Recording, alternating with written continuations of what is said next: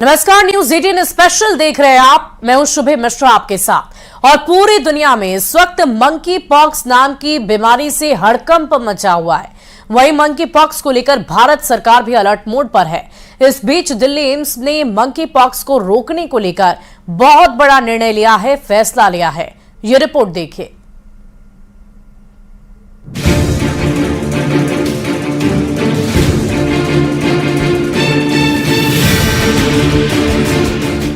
Monkey pox बीमारी की इस वक्त पूरी दुनिया में चर्चा हो रही है। यह बीमारी 17 अफ्रीकी देशों और बाहर के कई देशों में फैल चुकी है। क्या इसका असर भारत पर भी पड़ने वाला है? इसे लेकर भारत सरकार अलर्ट मोड पर है। देश के सबसे बड़े अस्पताल एम्स ने संदिग्ध मंकी पॉक्स के मामले को लेकर SOP जारी की गई है, जिसके मुताबिक बुखार, दाने या संक्रमित मंकी पॉक्स मामले के संपर्क में आने वाले मरीजों को तुरंत चिन्हित किया जाए। साथ ही इस बीमारी के मुख्य लक्षण भी बताए गए हैं। एम पॉक्स बीमारी एक तरह की वायरल बीमारी होती है और ये मोस्टली किसी बीमारी से पीड़ित व्यक्ति के क्लोज संपर्क में आने से होती है। उससे स्किन टू स्किन कांटेक्ट हो, ओपन वुंड हो या सलेवा का एक्सचेंज हो, उससे होती है। और एक तरह की वायरल बीमारी है। इसमें लोगों को मुख्यतः बॉडी में पेन होगा, फीवर होगा, बॉडी में पेनफुल रैशेस होते हैं, जॉइंट पेन होते हैं, बहुत कमजोरी आती है। अमूमन ये बीमारी संपर्क आने के हफ्ते से 10 दिन में फैलती है और 2 से 4 हफ्ते में ठीक हो जाती है। ज्यादातर लोगों में फैटल नहीं होती, पर किसी में अगर इम्यूनिटी की कमी है या किसी में बहुत सीरियस बीमारी हो जाए तो ऐसे में व्यक्ति की जान का खतरा भी होता है। दुनिया भर में मंकी पॉक्स का खतरा तेजी से बढ़ने लगा है। कई देशों में बहुत ज्यादा मामले सामने आ रहे हैं। ऐसे में भारत भी पूरी तरीके से अलर्ट पे है। हालांकि यहाँ पर अभी तक कोई मामला सामने नहीं आया है, लेकिन बीते दिनों PM की तरफ से एक समीक्षा बैठक की गई थी, जिसमें मंकी पॉक्स को लेकर जो है वो पूरी तरीके से तैयारियों पे समीक्षा की गई थी, क्योंकि बीते दिनों WHO ने इसे हेल्थ इमरजेंसी घोषित किया है। और डॉक्टर्स का साफ कहना है कि अगर इसको कैसे ट्रीट करना है, इसका बचाव कैसे करना है, अगर इस पे काम कर लिया जाए तो इसे महामारी होने से रोका जा सकता है। WHO ने इसे इंटरनेशनल पब्लिक हेल्थ इमरजेंसी करार दिया है, लेकिन डॉक्टरों की सलाह है कि पैनिक होने की जरूरत नहीं है। अफ्रीकन रीजन में हुआ है, जहां पर कि मंकीज के साथ ह्यूमन कांटेक्ट काफी स्ट्रॉन्ग है। इसके जो मेन सिम्टम्स होते हैं कि फीवर होता है, रैश होता है, मसल पेन होता है और इसमें स्कैब्स आते हैं जो कि पहले फ्लैट होते हैं, बाद में फ्लूइड से भर जाता है पर पस्चूल का फॉर्म लेता है। मंकी पॉक्स इस वक्त अफ्रीका में एक आउटब्रेक हुआ है। अफ्रीकी देशों से शुरू हुआ मंकी पॉक्स का संक्रमण तेजी से फैलने लगा है। मंकी पॉक्स जानवरों से इंसानों में फैलने वाला एक वायरस है। वहीं राजधानी दिल्ली में भी मंकी पॉक्स को लेकर तैयारियां तेज हो गई हैं। अगर दिल्ली के 3 हॉस्पिटल्स की बात की जाए, सफदरजंग, लेडी हार्डिंग और RML, इन तीनों हॉस्पिटल्स में आइसोलेशन के लिए वार्ड भी बना दिए गए हैं। और डॉक्टर्स बता रहे हैं कि ज्यादातर जो ये मामले हैं, ये कई बार इम्यूनिटी ठीक होने से ठीक हो जाते हैं। इसके लक्षण कोविड की तरह नहीं है, तो इसको हम कोविड की तरह एक महामारी नहीं कह सकते। इसके लिए पूरी तैयारियां की जा रही हैं एयरपोर्ट्स पर, और पूरी तरीके से जो है वो स्कैनिंग की जा रही है, ताकि ट्रैवल हिस्ट्री का भी ज्यादा से ज्यादा पता चले। एम पॉक्स को पहले मंकी पॉक्स के नाम से जाना जाता था। इस वायरस की पहचान वैज्ञानिक ने पहली बार साल 1958 में की थी, जब बंदरों में मंकी पॉक्स जैसी बीमारी का प्रकोप हुआ था। दिल्ली से न्यूज 18 के लिए फराह खान की रिपोर्ट। और दिल्ली मेट्रो के अंदर तरह तरह के वीडियो वायरल होते रहते हैं, लेकिन अब एक और वीडियो इन दिनों सोशल मीडिया पर बहुत तेजी से वायरल हो रहा है। लोगों को ताश के पत्ते खेलते हुए देखा जा सकता है।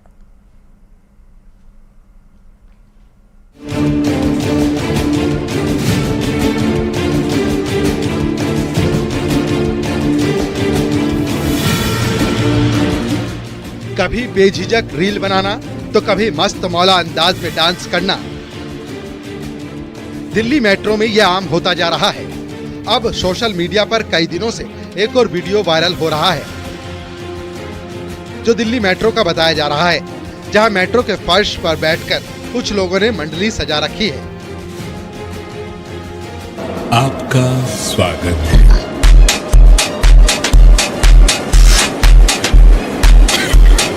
और वो कपड़ा बिछाकर ताश के पत्ते खेलते हुए देखे जा रहे हैं। इसमें सारी मर्यादाओं को दरकिनार रखते हुए ये लोग ताश खेल रहे हैं और इन्हें रोकने वाला भी कोई दिख नहीं रहा। वहाँ पर मौजूद लोग भी दिलचस्पी दिखा रहे हैं। एक शख्स वीडियो बना लेता है। हो सकता है कि वीडियो बनाने वाला ताश खेलने वालों का साथी हो। दिल्ली मेट्रो में आपने अब तक लोगों को अजीबोगरीब हरकत करके रील बनाते हुए देखा होगा, लेकिन इस बार जो वीडियो वायरल हुआ है वो हैरानी भरा है। सोशल मीडिया पर वायरल हो रहे इस वीडियो को इंस्टाग्राम पर मरोकी नाम के अकाउंट से शेयर किया गया है। अब तक इस वीडियो को हजारों लोग देख चुके हैं। इसमें लोगों की प्रतिक्रियाएं भी सामने आ रही हैं। कोई कह रहा है कि अब दिल्ली मेट्रो जुआरियों का भी अड्डा बन गया है, तो कोई कह रहा है कि ऐसा कोई कैसे कर सकता है।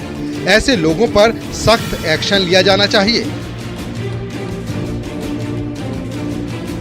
दिल्ली मेट्रो को देश की राजधानी की लाइफ लाइन कहा जाता है, जिसमें रोजाना लाखों लोग दिल्ली के एक कोने से दूसरे कोने तक जाते हैं। मेट्रो के आने से दिल्ली के लोगों का सफर आसान हुआ है, तो वहीं समय की भी बचत हुई है। लेकिन सोशल मीडिया पर मशहूर होने के लिए लोगों ने इसे रील बनाने का अड्डा बना लिया है। नाच गाने से लेकर दूसरे वीडियो भी लगातार सामने आते रहते हैं। मेट्रो वीडियो बनाने को लेकर लगातार अपनी गाइडलाइन बनाता रहा है, लेकिन फिर भी लोग हैं कि मानने को तैयार नहीं दिख रहे। Bureau report, news 18। वहीं कोलकाता रेप और मर्डर मामले में पीड़ित डॉक्टर के परिवार ने आरजी कर मेडिकल कॉलेज को कटघरे में खड़ा कर दिया है। न्यूज़ 18 से खास बातचीत में पीड़िता के माता पिता ने अस्पताल पर कई तरह के गंभीर आरोप लगाए। सुप्रीम कोर्ट भी इस पूरे मामले में अस्पताल के लापरवाही बरतने की बात कह चुका है। ये रिपोर्ट देखिए।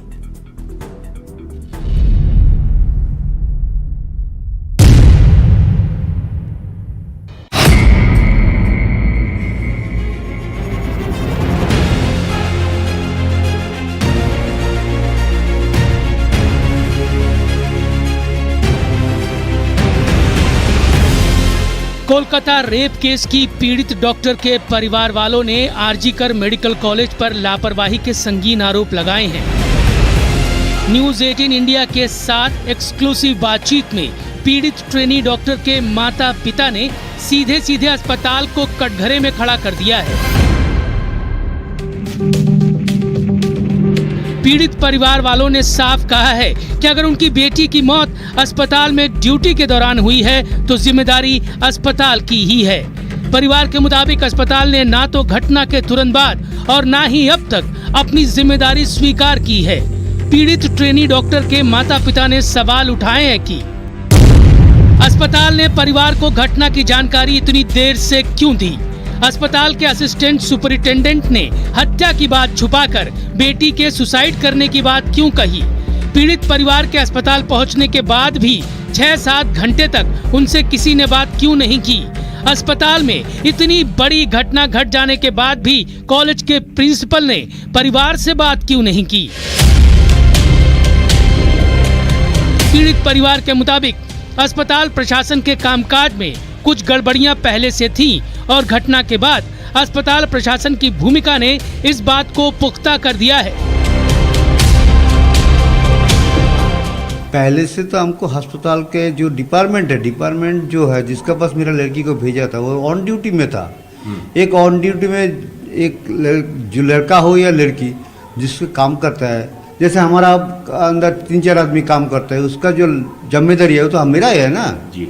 कोई दुर्घटना घट जाए तो मेरा हमको ऊपर जिम्मेदारी पड़ेगा।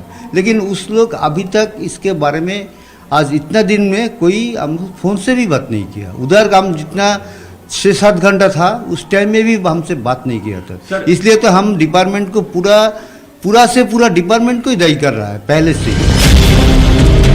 घटना के बाद से आरजी कर अस्पताल लगातार मामले की लीपापोती की कोशिश करता रहा। यहाँ तक कि जिस जगह ट्रेनी डॉक्टर के साथ रेप और हत्या की बात सामने आई उस कमरे से सबूत मिटाए जाने का भी अंदेशा है।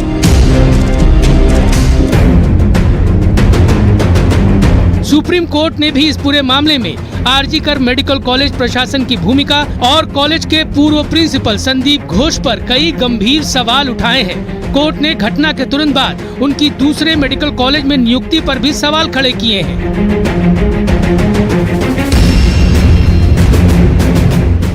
what was the principal doing? Why did he not? One, why was this kind of inaction on the part? First, an attempt to pass this off as a suicide instead of a murder. I'm sorry, Mother, that's not correct. Not recording, not registering an FIR till late in the evening. Third, the body itself is handed over to the parents sometime in the evening for cremation. Kolkata की घटना के बाद अस्पतालों में डॉक्टरों की सुरक्षा का मुद्दा एक बार फिर से गर्मा गया है। कोलकाता रेप और मर्डर मामले में जहां अस्पताल का काम जांच में सहयोग करने का था, वहीं अस्पताल प्रशासन पर लीपापोती के गंभीर आरोप लग रहे हैं। जाहिर है अस्पताल संदेह के दायरे में खड़ा है। सुप्रीम कोर्ट ने देश भर में डॉक्टरों की सुरक्षा को लेकर नेशनल टास्क फोर्स का गठन भी किया है। ये टास्क फोर्स अस्पतालों में डॉक्टरों की सुरक्षा और सुविधाओं के इंतजामों को परखेगी, साथ ही डॉक्टरों के खिलाफ बढ़ रही हिंसा की घटनाओं को रोकने के लिए भी जरूरी सुझाव देगी।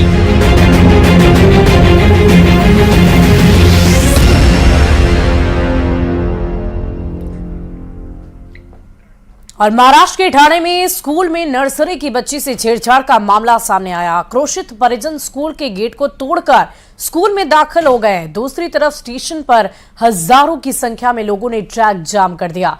पुलिस ने इस पूरे मामले में आरोपी स्कूल कर्मचारी को गिरफ्तार कर लिया है।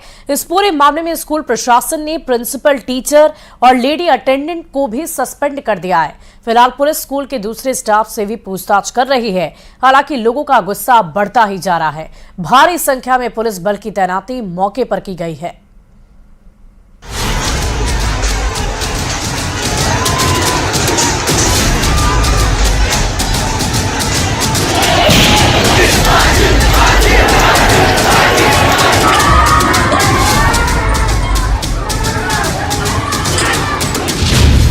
बदलापुर में भीषण बवाल।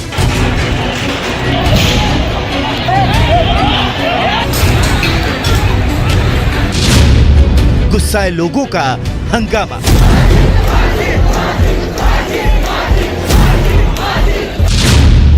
यौन शोषण के खिलाफ गुस्सा। स्कूल में बच्चियों से गंदी बात।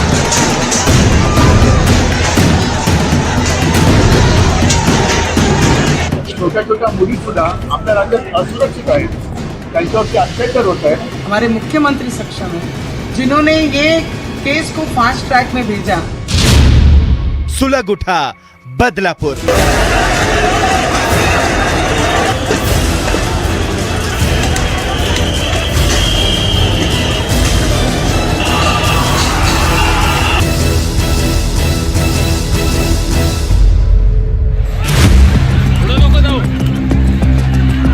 ये तस्वीरें आक्रोश की आग में जल रहे महाराष्ट्र के बदलापुर की हैं। बदलापुर में एक स्कूल में 3.5 साल की 2 बच्चियों के साथ यौन शोषण के मामले को लेकर गुस्साए लोगों ने आज जमकर हंगामा मचाया।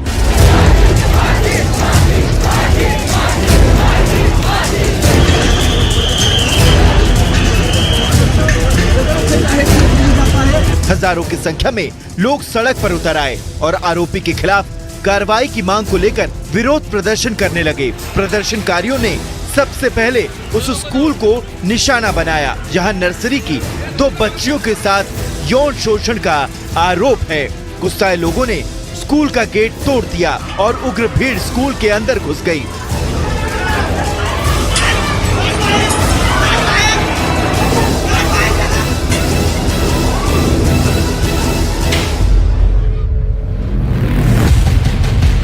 स्कूल में जमकर तोड़फोड़ और विरोध प्रदर्शन के बाद बड़ी संख्या में लोगों ने बदलापुर रेलवे स्टेशन का रुख किया, जहां पर विरोध प्रदर्शन के बाद रेलवे ट्रैक को जाम कर दिया गया। कई घंटों तक ये विरोध प्रदर्शन चलता रहा, जिसकी वजह से ट्रेनों की आवाजाही थम गई।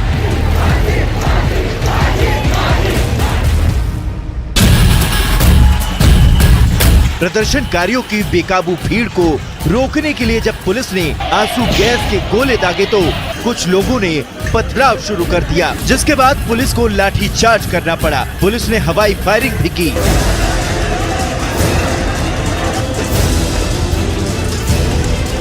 लेकिन तमाम कोशिशों के बावजूद हालात पर काबू पाना मुश्किल हो रहा था। बदलापुर की इन 2 बच्चियों के साथ यौन शोषण की घटना ऐसे समय पर हुई जब पहले ही देश कोलकाता रेप कांड जैसी भयावह घटना से दहला हुआ है और आए दिनों महिलाओं के खिलाफ अपराधों की नई घटनाएं सामने आ रही हैं।